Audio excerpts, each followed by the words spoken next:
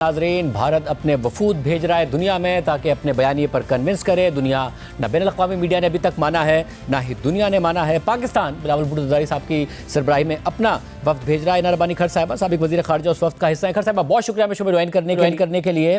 खर साहिबा, ज़ाहिर एक ऐसी सूरत हाल है जिसमें भारत में वाक़या हुआ, पाकिस्तान के ऊपर उन्होंने इल्ज़ाम लगाया, मगर दुनिया ने उस तरीके से पाकिस्तान पर इल्ज़ाम नहीं लगाया, बैन अल-अक़वामी मीडिया ने नहीं लगाया।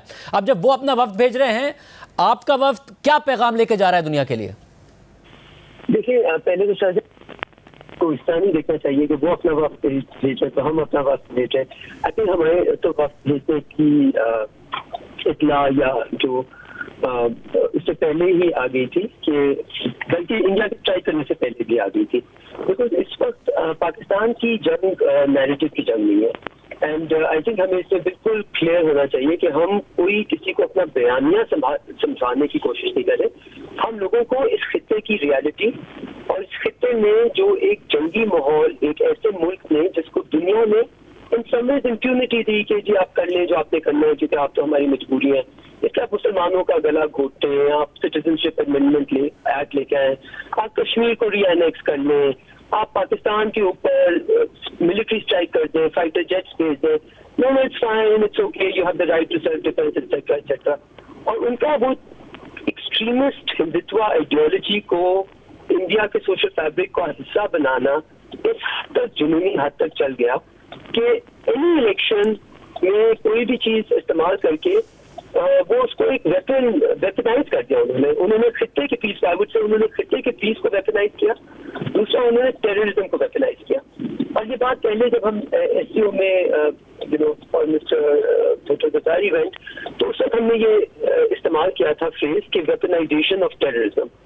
तो उसका क्या मतलब है कि टेररिज्म जो कि एक असल मसला है, एक असल प्रॉब्लम है, आप उसको अपने स्ट्रेटेजिक एडवांटेज के लिए इस्तेमाल करें, not to resolve the problem but to use it for your benefit.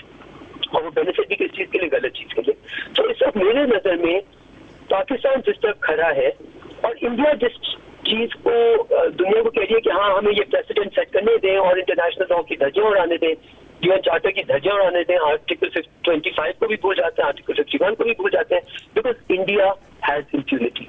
ये जो उनका एक पूरा एक उन्होंने बनाया हुआ था ना इल्यूजन कि we can get away with murder, वो हो गई है अब बर्स्ट इन सम वेज। और अक्लमंद वो लोग होते हैं जैसे हमारी चीनी भाई है, जो पहले अपने आप को इतना तगड़ा करते हैं या इतने ताकतवर करते हैं कि वो ऐसा पंगा नहीं जिसमें उनको वापस खानी ना पड़े। एंड आप जब मिलिट्री जेट्स भेजते हैं, आपके जेट्स भी चले जाते हैं, आप पायलट्स भी एक आध छोड़ जाते हैं, बट आपके फिर भी आप नैरेटिव आपके साथ साथ शेप ऐसा कर सकते हैं विच doesn't reflect your reality.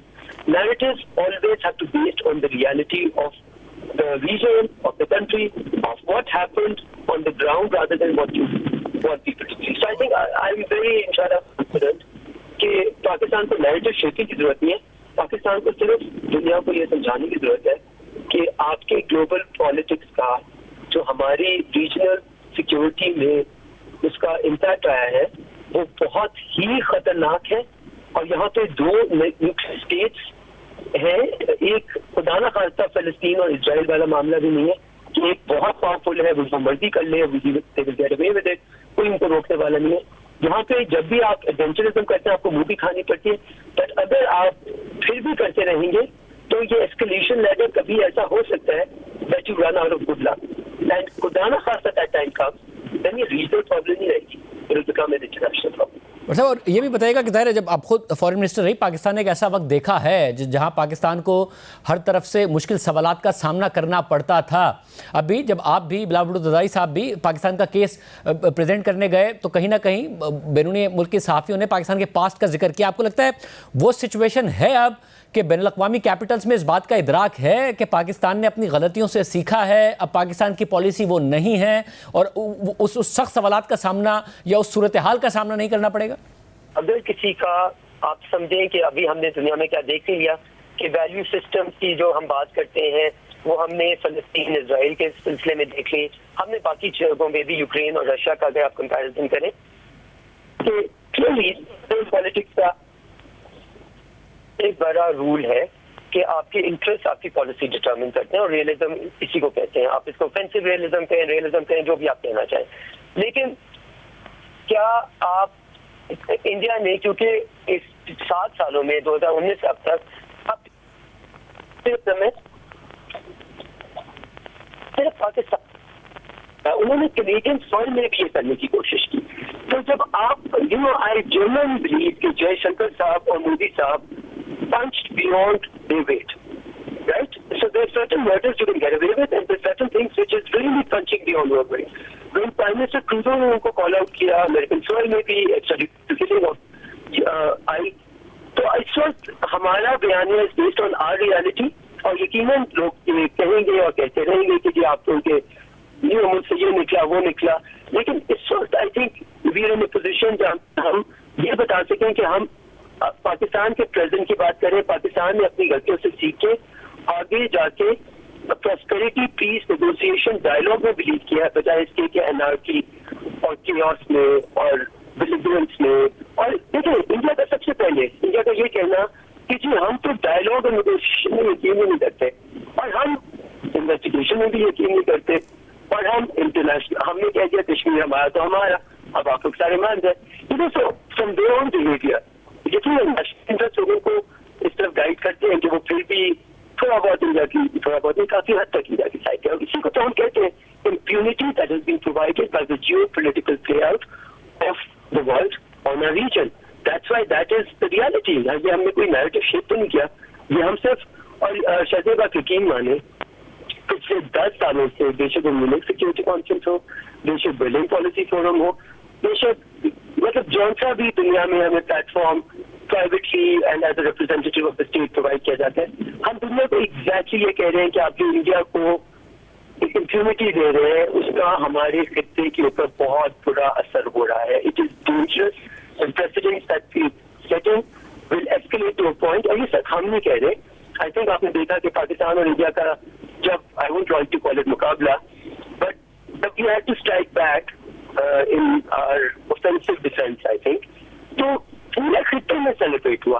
India جو آئسولیشن آف پاکستان کی بات کرتی تھی, اس سے بدنصیب ملک کون سا ہے جو اپنے خطے میں آئسولیٹ ہو کے رہ گیا. انڈیا اس وقت اپنے خطے میں اپنی اگر آپ کے نیبرز آپ کا اچھا نہیں چاہتے ہیں, ان کو آپ نے اپنے خلاف کر دیا ہے, تو اس کو جو اچھی فورن پالیسی کہے گا I would love to be able to meet with them and have a talk with them. اور اس سب کے کانسیکوینس میں آپ کو لگتا ہے کہ کہیں نہ کہیں اب مذاکرات کی ٹیبل پر آنے پر مجبور ہوگا بھارت, اور کہیں نہ کہیں ہم مسائل کے حل کی طرف بڑھیں گے؟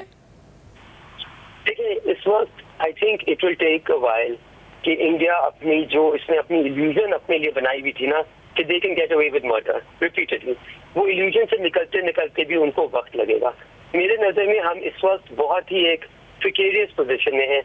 ایک سکتے ہیں کہ وہ اپنا وینٹ آؤٹ کریں جو انہوں نے, ان کو لگتا ہے کہ انہوں نے پورا ایک illusion آف پاور بھی ڈسٹروائے کر دیا, اپنی ان سم ویز جو سیلف ورتھ تھی. اور ایک دیکھیں انڈیا صرف اپنے لیے نہیں کھڑا ہوا تھا, انڈیا کو تو نیٹ سیکورٹی پرووائڈر بننا تھا نا پورے خطے کے لیے ویسٹرن ہیمسفیئر کا, تو وہ تو اپنی بارڈرز کو بھی نہیں پروٹیکٹ کر سکا.